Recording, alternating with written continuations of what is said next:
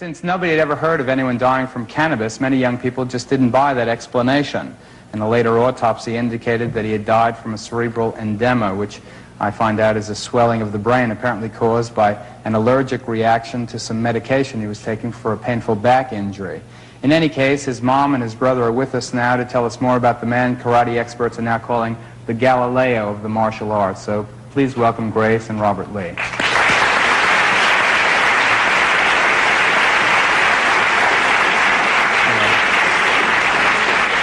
I know that Bruce was born in the United States, but where was he raised? Where did he grow up? He was raised in Hong Kong.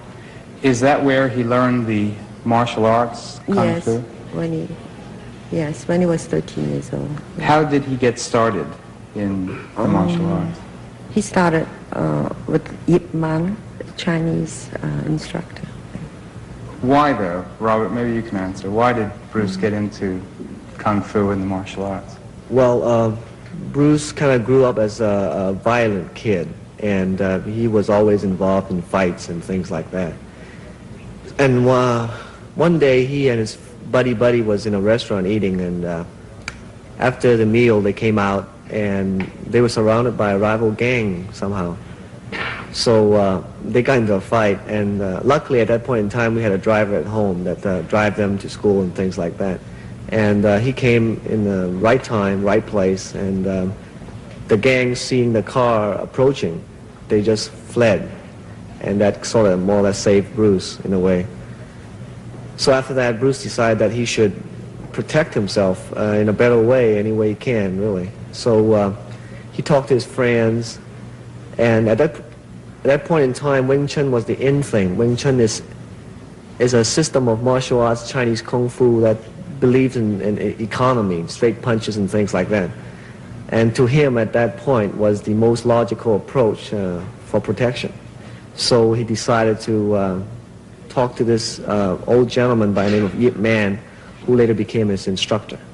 And how old was he then? He was about 13, 14, around that age. When did he start in the movies? When he was 6 years old. Just 6 years old? Yeah, he started. He was making movies in Hong Kong? In Hong Kong, yeah. But obviously they weren't these kind of Kung Fu movies because he didn't learn until he was 13. So what kind of movies were they? He used to play like a rascal. Like the Little Rascals, the American Little Rascals? I know he was Kato in the old Green Hornet? Green Hornet series on American TV. How do you feel about the fact, Robert, that he kind of eliminated the old Oriental Asian stereotype in American movies and TV, you know, the Charlie Chan, Fu Manchu, insidious kind of weak person who is always doing evil things? Yeah? I'm glad you asked that question because all along in his life, Bruce was, had been watching the tube and films and things and seeing the Chinese stereotype that you were talking about. And he said, if I ever have the chance to go up on this film like that or stage, I would never portray something like that. He said that's really a disgrace to the Chinese culture. And he said, Lord help me, let me bring the Chinese, in equality with all the other races. And I'm glad that he did that. Why do you think he was so successful? Why do you think that he managed so, well, dramatically and eloquently to portray Chinese people as something other than they had been portrayed, particularly by, American filmmakers in the past? Why? Why did he make it so big? Okay, my dad, I don't know if you know about this, he was involved in Cantonese opera for a long time, at least 40 years, and he was one of the best in China, so you can say that Bruce grew up in a show business family. And that's one aspect. The other one is that he has really a dynamic personality, and he can really project that personality in front of the screen or in front of people. And the third thing is that he is very sincere in what he's doing, and that really is the most important aspect as far as I can see. Sometimes when you talk about Bruce, you use the present tense. I still do. I always will. Why?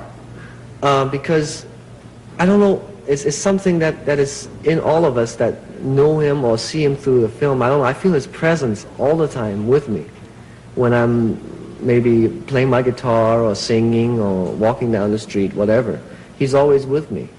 And I guess it goes true with everybody that knows him. Mrs. Lee, why do you think that people identified so closely with your son? He's a very nice person, my son. You know, he always helped people, you know, that needed him, you know, and he's kind of when somebody wants to, you know, like Robert, my son, you know, his brother. If anybody try to bully him or anything like that, you know, you can never do anything to, you know, our family. He always protects. He's a very nice son. He was married himself, wasn't he? Yes, in the United States, in Seattle. Did he have any kids? Yes, he has two. A son named Brandon and the daughter Shannon. Is the son a martial artist? Oh yes, he can kick an inch board when he's 5 years old. Really? He could Yes. shatter an Yeah, inch? he would. Bruce would hold it like that, you know, and he'd say, Yeah. "Come on, Brandon, do something," you know. So Brandon will, "Okay, Daddy," and Bruce said, "Come on, Yeah. do it with the killing instinct." And, you know, he would just run right to the sideboard. I mean, to the board and kick it with a side kick and just break it. I don't want to ask a hurtful question now, but are you satisfied with the official reasons given for your brother's death, Robert? Yes and no. I have seen the autopsy report, and officially he really did die of a, you know, edema of the brain, which you just stated. But knowing Hong Kong myself with so many different people, all kinds of weird people, and especially Bruce's friends, you know, some of them, it's just like a mystery to me too, in a way. Why did he assume such mythical proportions in life and even more so after death? Well, what he did on screen is something that was new and is new and nobody has yet done before.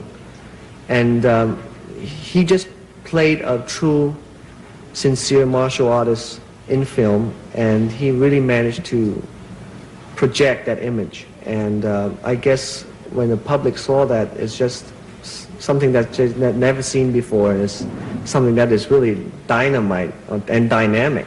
And I believe in myself, even though I'm his brother. You know, best of luck to you both. Thank you for coming on. You know, we'll talk a little bit more about your brother with some of the great masters, two champions who will be demonstrating the violent art form that Bruce Lee perfected. That comes right after this, and thank you both again.